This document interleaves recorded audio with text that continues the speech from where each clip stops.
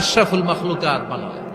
এত বৈচিত্র্য মানুষকে আল্লাহ দিয়েছেন, বিবেক দিয়েছেন, আবেগ দিয়েছেন, বাক শক্তি, কথা বলার ক্ষমতা। কোন প্রাণীর আছে?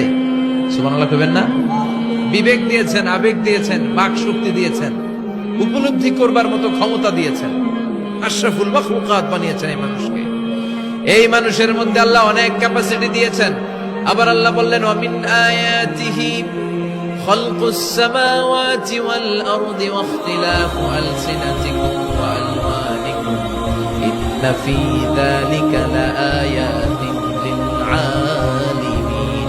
আমার সৃষ্টির মধ্যে অসাধারণ সৃষ্টি, আকাশ এবং জমিন সৃষ্টি, গায়ের রঙের ভিন্নতা, ভাষার ভিন্নতা। সুবহানাল্লাহ। আমরা কোন ভাষায় কথা বলি? কথা বলেন? আপনি কি মনে করছেন সারা ওয়ার্ল্ডে এই ভাষায় কথা বলে? ইন্ডিয়ানরা বলে হিন্দিতে, ইংরেজরা বলে ইংরেজিতে, আরাবিয়ানরা বলে আরবিতে, ঠিক কিনা? আমার দেশের বাইরের প্রথম সফর ছিল 2008-এ। সেই থেকে এক যুগ চলছে এখন সফর।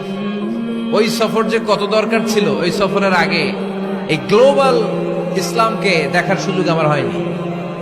মানুষের যে কত ভিন্নতা, কত ভাষায় যে মানুষ কথা বলে। 2008 সালে আমি যখন আমার ইউনিভার্সিটিতে গেলাম, মাগরিবের সালাতের সময় পৌঁছেছি। আজান হওয়ার সাথে সাথে দেখলাম students of more than 100 nationalities, they are coming out from their hostel to offer Maghrib prayer. মাগরিবের আজান দেখলাম হোস্টেল থেকে বিভিন্ন রঙের ছেলেপেলেরা মাগরিবের সালাত পড়ার জন্য বেরোচ্ছে। এক একটার কালার এক এক রকম, এক একটার ভাষা এক এক রকম।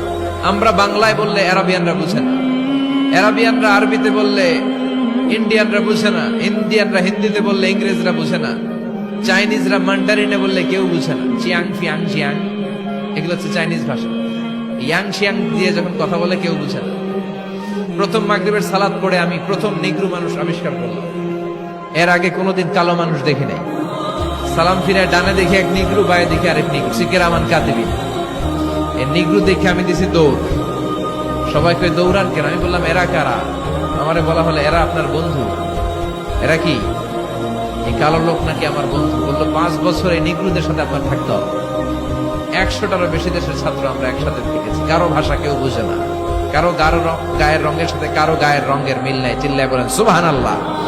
এজন্য রব্বুল আলামিন বললেন, লাকাদ খালাকনাল ইনসানা ফি আহসানি তাকওয়িম। আমি মানুষকে চমৎকার আকৃতিতে তৈরি করেছি। সুম্মা রাদাদনাহু আসফালা সাফিলিন। তারপর মানুষকে আমি আবার নিম্নমুখী করেছি। মানুষের সৌন্দর্যটা সব সময় থাকে না। এই যে যুবক অবস্থায় আমাদের কি সুন্দর চামড়া, কি সুন্দর দেহ, বয়স যখন 70-80 হবে এরকম থাকবে? কথা বলেন না। এই কালো দাড়িগুলো সাদা হয়ে যাবে, বয়সের ভারে মিজানুর রহমান আজহারি নুজ্জ হয়ে যাবে, লাঠি লাগবে তখন। তখন স্টেজে উঠবে, হায়াতে বাসায় থাকলে লাঠি নিয়ে উঠতে হবে। কথা কর। আমার নানা বাইরে দেখতাম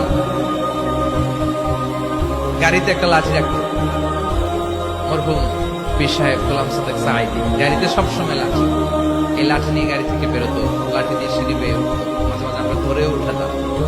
তো উনি কি এরকম ছিল না? একদিন ইয়াং তাগড়া যুবক, রং ধরা যৌবন, জং ধরে শেষ থাকে না।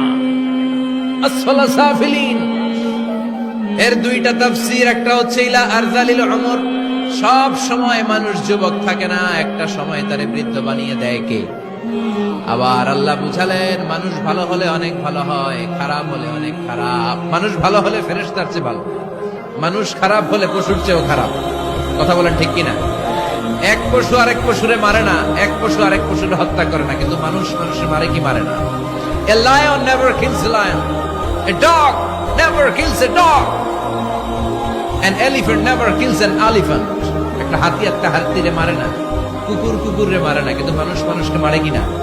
এজন্য আল্লাহ বললেন, লাকাদ খালাকনাল ইনসানা ফি আহসানি তাকওয়িম সুম্মা রাদাদনাহু আসফালা সাফিলিন ইল্লাল্লাযীনা আমানু ওয়া আমিলুস সালিহাতি ফালাহুম আজরুন গায়রু মামনুন। 2 শ্রেণীর মানুষের এই বিপদ নাই, যারা ঈমান এনেছে, সৎ কর্ম করেছে।